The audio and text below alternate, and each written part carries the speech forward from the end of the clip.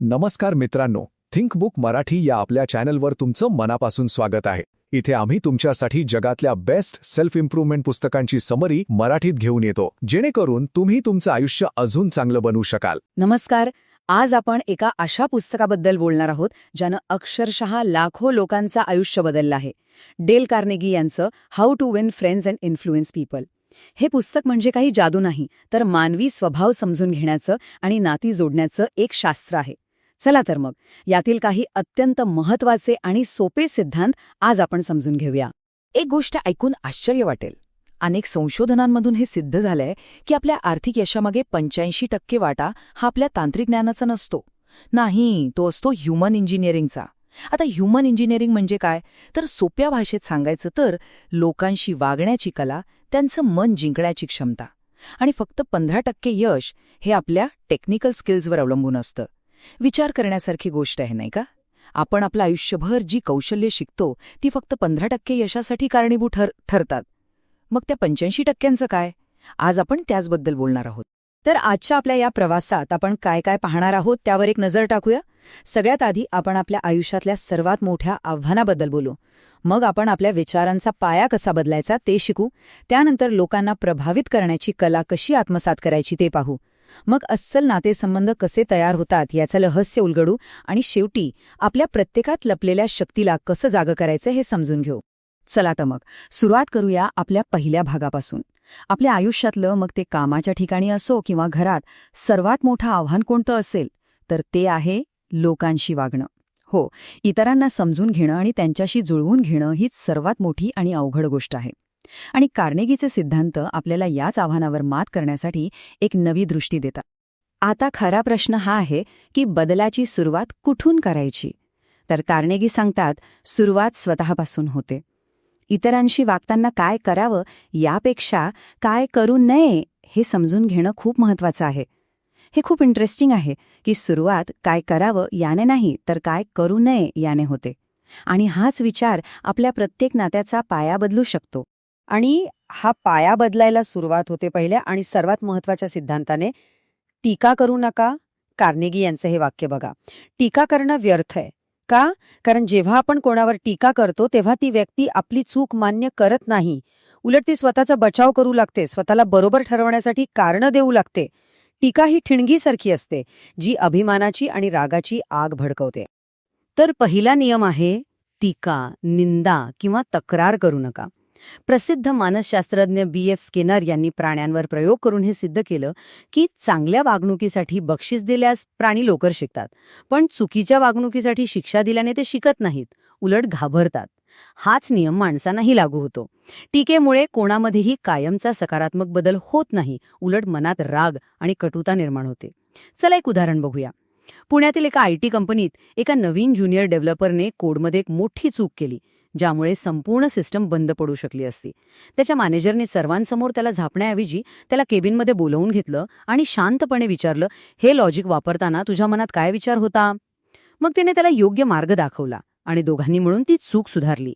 यामुळे त्या ज्युनियरच्या मनात मॅनेजरबद्दल आदर निर्माण झाला आणि त्याने पुढच्या वेळी जास्त जबाबदारीने काम केलं. आता एक भावनिक परिस्थिती बघूया. घरात जर सतत मुलांच्या अस्ताव्यस्त खोलीवरून टोमणे मारले तर मुलं ऐकत नाहीत, उलट दार आपटून निघून जातात, संवादच संपतो. पण त्याऐवजी जर शांतपणे बसून घराच्या स्वच्छतेबद्दल आणि प्रत्येकाच्या जबाबदारीबद्दल चर्चा केली तर सहकार्याची भावना निर्माण होते. एक क्षण थांबून विचार करूया. आपल्या स्वतःच्या आयुष्यात असं कधी झालंय का की कडक टीकेमुळे आपल्यात चांगला बदल झाला, की मग चांगल्या शब्दांनी, कौतुकाने आणि प्रोत्साहनाने जास्त फरक पडलाय? उत्तर आपल्या सगळ्यांना माहीत आहे. बरं, टीका टाळणं ही झाली पहिली पायरी. आता वळूया दुसऱ्या तितक्याच महत्त्वाच्या सिद्धांताकडे. प्रत्येक माणसाच्या मनात एक खोलवर रुजलेली भूक असते. ती म्हणजे महत्त्वपूर्ण असण्याची. आपली कोणीतरी दखल घ्यावी, आपल्याला महत्त्व द्यावं असं वाटण्याची. हीच ती इच्छा आहे जी आपल्याला मोठी स्वप्न बघायला लावते, नवीन गोष्टी करायला प्रेरणा देते. आणि माणसाची ही महत्त्वपूर्ण असण्याची भूक भागवण्याचा सर्वात सोपा मार्ग म्हणजे प्रामाणिक प्रशंसा. पण इथे एक गोष्ट लक्षात ठेवायला हवी. प्रशंसा आणि खुशामत यात खूप मोठं अंतर आहे. खुशामत म्हणजे खोटी स्तुती जी स्वार्थासाठी केलेली असते आणि ती लगेच ओळखता येते. पण प्रशंसा ती मनापासून येते, ती निस्वार्थ असते आणि नेहमी विशिष्ट गोष्टीसाठी असते. कार्नेगी एका मॅनेजरचं उदाहरण देतात, ज्याने आपल्या कर्मचाऱ्यांवर टीका करण्याची सवय सोडून त्यांच्या छोट्या छोट्या चांगल्या कामांचं कौतुक करायला सुरुवात केली. आणि याचा परिणाम काय झाला? त्याचे 314 शत्रू त्याचे 314 मित्र बनले. आता एक आपलंसं उदाहरण घेऊया. नागपूरमध्ये एक प्रसिद्ध रेस्टॉरंट आहे. तिथल्या मालकाने एकदा आपल्या शेफला सर्वांसमोर बोलावून सांगितलं, आज तुम्ही बनवलेल्या सावजी करीमधला मसाल्यांचा जो ताळमेळ आहे तो अप्रतिम आहे. अशी चव मी कधीच चाखली नाही. हे ऐकून त्या शेफला आपल्या कामाचा इतका अभिमान वाटला की त्याने अजून उत्साहाने काम करायला सुरुवात केली. आता एक भावनिक परिस्थिती बघा. कॉलेजच्या एका ग्रुप प्रोजेक्टमध्ये एका विद्यार्थ्याने खूप मेहनत करून रिसर्च केलेलं असतं, पण कोणीच त्याची दखल घेत नाही. त्याला खूप वाईट वाटतं. तेव्हाच त्याचा एक मित्र सर्वांसमोर म्हणतो, अरे, तू जे रिसर्च करून दिलंस ना ते खरंच अप्रतिम होतं, त्यामुळेच आपला प्रोजेक्ट वाचला. हे एक वाक्य त्या विद्यार्थ्यासाठी खूप मोठं असतं. त्याला वाटतं की त्याच्या मेहनतीचं चीज झालं. चला एक विचार करूया. आपल्या आसपास अशी कोणती व्यक्ती आहे जिला आज एका खऱ्या कौतुकाची गरज आहे? कदाचित आपल्या घरात, ऑफिसमध्ये किंवा मित्रमैत्रिणींमध्ये. एक छोटंसं वाक्यही खूप मोठा फरक घडवू शकतं. आजच कोणाचं तरी मनापासून कौतुक करून बघा. बरं, तर आत्तापर्यंत आपण आपल्यात काय बदल करायचे हे पाहिलं. टीका टाळायची आणि प्रशंसा करायची.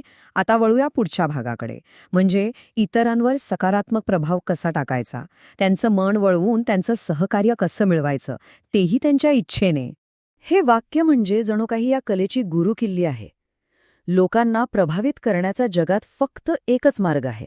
त्यांना काय हवंय, त्यांच्या इच्छा काय आहेत याबद्दल बोला आणि तुमची गोष्ट त्यांच्या इच्छेशी जोडा. हा काही स्वार्थ नाही, ही समोरच्याला समजून घेण्याची प्रक्रिया आहे. तर समोरच्या व्यक्तीच्या मनात तीव्र इच्छा निर्माण करायची कशी? ह्याच्या 3 सोप्या पायऱ्या आहेत. पहिली, हे मान्यच करावं लागेल की लोकांना आपल्या गरजांपेक्षा स्वतःच्या गरजांचीच जास्त काळजी असते. दुसरी, स्वतःच्या जागी न राहता समोरच्याच्या जागी जाऊन विचार करा, म्हणजे त्यांचे बूट घालून चालण्यासारखं आहे. आणि तिसरी, जी सर्वात महत्वाची आहे, तुम्हाला जे हवं आहे ते त्यांच्या इच्छेशी जोडा. कार्नेगी एका वासराची मजेशीर गोष्ट सांगतात. एका वासराला काही केल्या कोणी गोठ्यात नेऊ शकत नव्हतं. सगळे त्याला ओढत होते, पण ते हालायला तयार नव्हतं. मग एक हुशार मोलकरीण आली. तिने काय केलं? तिने आपलं बोट त्या वासराच्या तोंडात घातलं. वासरू ते बोट चोखू लागलं आणि शांतपणे तिच्या मागे मागे गोठ्यात गेलं. तिने वासराला जे हवं होतं ते दिलं. आता एक कोल्हापूरमधलं उदाहरण बघूया. एका आईला आपल्या मुलाला पालेभाजी खाऊ घालायची असते, पण तो अजिबात ऐकत नाही. मग ती त्याला ओरडण्याऐवजी त्याला शिवाजी महाराजांच्या गोष्टी सांगते. ती म्हणते, महाराज इतके शूर आणि ताकदवान का होते माहितीये? कारण ते सकस आहार घ्यायचे, भाज्या खायचे.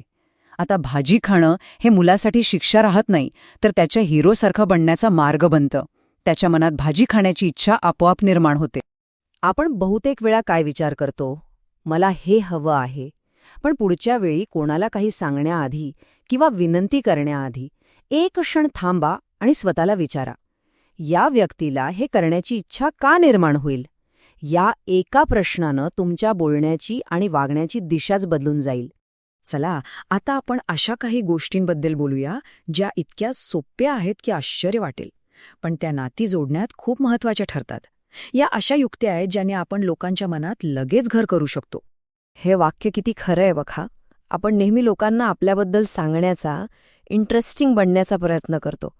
पण कार्नेगी म्हणतात, इंटरेस्टिंग बनण्यापेक्षा इंटरेस्टेड बना. म्हणजे स्वतःबद्दल बोलण्याऐवजी समोरच्या व्यक्तीमध्ये प्रामाणिकपणे रस घ्या. आणि हा चौथा सिद्धांत आहे, लोकांमध्ये प्रामाणिकपणे रस घ्या. ही कोणतीही युक्ती नाही, हा एक दृष्टिकोन बदल आहे. प्रत्येकाला आपलं म्हणणं ऐकणारं कोणीतरी हवं असतो. जेव्हा आपण कोणाचं बोलणं पूर्ण लक्ष देऊन ऐकतो, तेव्हा आपण त्यांना नकळतपणे सांगत असतो की तुम्ही महत्त्वाचे आहात. चला एक कौटुंबिक कार्यक्रमाचं उदाहरण घेऊया. लग्न समारंभात कित्येक तरी गर्दी असते, प्रत्येकजण बोलण्यात व्यस्त असतो. अशावेळी एक काका आपल्या तरुण पुतण्याला बाजूला घेतात आणि त्याच्या क्रिकेटच्या विड्याबद्दल उत्सुकतेने विचारतात, अरे, मागच्या मॅचमध्ये काय झालं? तुझी बॅटिंग कशी झाली? आणि त्याचं उत्तर पूर्ण लक्ष देऊन ऐकतात. त्या क्षणी त्या पुतण्याला जगातला सर्वात महत्त्वाचा माणूस असल्यासारखं वाटतं. आता एक भावनिक उदाहरण बघा. 2 मित्रांमध्ये काहीतरी बिनसलेलं आहे, बोलणं कमी झालंय. अशावेळी मेसेजची वाट बघण्याऐवजी एका मित्राने दुसऱ्याला फक्त एवढं विचारायला फोन केला की खूप दिवस झाले बोललो नाही, तुझी आठवण आली, कसा आहेस, खरंच सांग. या एका फोनने त्यांच्यातली दुरावलेली मैत्री पुन्हा जिवंत होऊ शकते? हा प्रश्न आपण सगळ्यांनी स्वतःला विचारायला हवा. जेव्हा आपण कोणाशी बोलत असतो तेव्हा आपलं मन कुठे असतं? त्यांचं बोलणं समजून घेण्यात की आपलं पुढचं वाक्य तयार करण्यात? एक चांगला श्रोता बनणं ही नातेसंबंध घट्ट करण्याची पहिली पायरी आहे. 5वा सिद्धांत तर इतका सोपा आहे की आपण तो रोज विसरतो. कार्नेगी म्हणतात, कोणत्याही व्यक्तीसाठी तिचं नाव हे जगातला सर्वात गोड आणि महत्वाचा आवाज असतो. कारण आपलं नाव आपली ओळख आहे. जेव्हा कोणी आपलं नाव लक्षात ठेवून आपल्याला हाक मारतं तेव्हा आपल्याला खूप खास वाटतं. मुंबईतल्या एका मोठ्या कंपनीतनं नवीन सीईओने पहिल्याच आठवड्यात सगळ्या कर्मचाऱ्यांची नावं लक्षात ठेवली.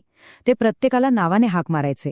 याचा परिणाम इतका जबरदस्त झाला की सगळ्या कर्मचाऱ्यांना वाटलं की सीईओ आपल्याला वैयक्तिकरित्या ओळखतायत आणि आपली कदर करतात. भावनिक पातळीवर विचार करा. खूप वर्षांनी शाळेतले मित्रमैत्रिणी भेटतात आणि कोणीतरी आपल्याला नावाने हाक मारतं. त्या एका शब्दात कितीतरी आठवणी, कितीतरी आपुलकी जागी होते, नाही का? त्यामुळे पुढच्या वेळी कोणाला भेटाल तेव्हा त्यांचं नाव लक्षात ठेवण्याचा नक्की प्रयत्न करा. आणि 6वा सिद्धांत ह्या जुन्या चीनी म्हणीत दडला आहे. ज्या माणसाच्या चेहऱ्यावर हसू नाही त्याने दुकान उघडू नये. आपलं हसू, आपलं स्मित हास्य हे समोरच्याला सांगतं की तुम्हाला भेटून मला आनंद झाला. याला काहीही खर्च येत नाही, पण हे खूप काही मिळवून देतं. नाशिकच्या एका प्रसिद्ध मिसळच्या दुकानातले मालक नेहमी हसतमुखाने ग्राहकांचं स्वागत करतात. त्यांची मिसळ तर उत्तम आहेच, पण त्यांचं ते हसणं लोकांना पुन्हा तिथे खेचून आणतं. ते हसू त्या अनुभवाला खास बनवतं. आता भावनिकदृष्ट्या विचार करूया. एखाद्या खूप तणावपूर्ण दिवसाचा विचार करा. कामाचं टेन्शन, धावपळ आणि अशातच बसमध्ये किंवा रस्त्यावर एखादी अनोळखी व्यक्ती आपल्याकडे पाहून सहजपणे हसते. एका क्षणासाठी का होईना सगळा भार हलका झाल्यासारखा वाटतो. तर आज आपण आपलं एक साधंसं स्मित हास्य कोणाला भेट देऊ शकतो? चला, तर मग आता आपण शेवटच्या आणि सर्वात महत्वाच्या भागाकडे वळूया. हे सगळे सिद्धांत म्हणजे फक्त इतरांशी कसं वागायचं याच्या युक्त्या नाहीत, तर आपल्या आतमध्ये असलेल्या सुप्त शक्तीला बाहेर कसं काढायचं याची गुरुकिल्ली आहे. हार्वर्डचे महान मानसशास्त्रज्ञ विल्यम जेम्स यांचं हे वाक्य कार्नेगीच्या पुस्तकाचा सार सांगतं. ते म्हणतात, आपल्यात प्रचंड क्षमता आहे, पण आपण ती वापरतच नाही. आपण अर्धे झोपेतच जगतो. हे सर्व सिद्धांत म्हणजे आपल्याला पूर्णपणे जागं करण्याचे, आपल्या आत दडलेल्या क्षमतांना ओळखायला आणि त्यांचा उपयोग करायला शिकवण्याचे मार्ग आहेत. तर मग फक्त ऐकून थांबू नका. यापैकी फक्त एक सिद्धांत निवडा. तो कौतुकाचा असेल, नाव लक्षात ठेवण्याचा असेल किंवा फक्त हसण्याचा, आणि ठरवा की पुढचे 7 दिवस तो जाणीवपूर्वक वापरायचा. बघा तर खरं काय बदल होतो ते. एक छोटासा बदल आपल्या आयुष्यात एक नवीन मार्ग उघडू शकतो. आजच्या या विश्लेषणात सहभागी झाल्याबद्दल खूप खूप धन्यवाद. आशा आहे की हे विचार आपल्या आयुष्यात नक्कीच सकारात्मक बदल घडवतील. अशाच रंजक आणि माहितीपूर्ण विश्लेषणासाठी सबस्क्राईब करायला विसरू नका. भेटूया पुढच्या भागात.